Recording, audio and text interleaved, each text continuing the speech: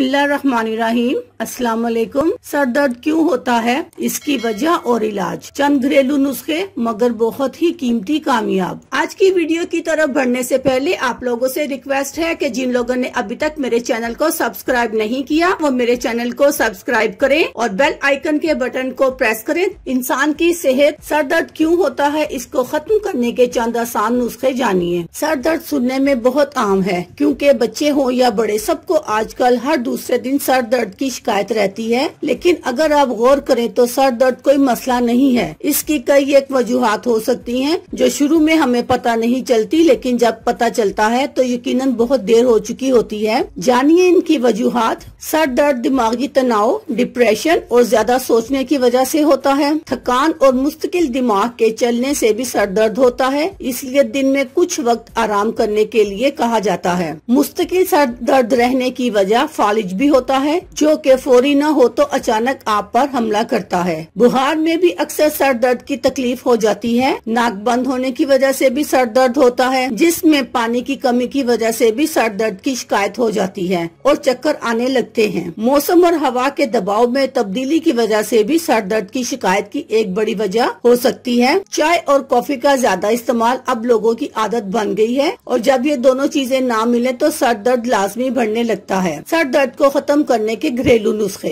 अब मैं आपको सर दर्द खत्म करने के कुछ नुस्खे बताती हूँ। नंबर 1, एक गिलास सादा पानी पिए और लंबे सांस ले, चले फिरे। नंबर 2, पेपरमिंट ऑयल की मालिश सर दर्द से निजात का एक अहम नुस्खा है। नंबर 3, खाने में अदरक का इस्तेमाल बढ़ा दे, इससे भी आपको सर दर्द में फायदा होगा। नंबर 4, माथे पर अदरक मले, नीम गर्म पानी की मालिश करने से भी सर दर्द खत्म हो जाता है। नंबर 5, सेब के सिरके को गर्म करके इसकी भाप ले, ये दिमाग के पट्टों को आराम पहुंचाने में आपकी मदद करेगा। नंबर 6, सौंफ को चबाने से भी सर दर्द में राहत मिलती है। अल्लाह हाफिज, शुक्रिया।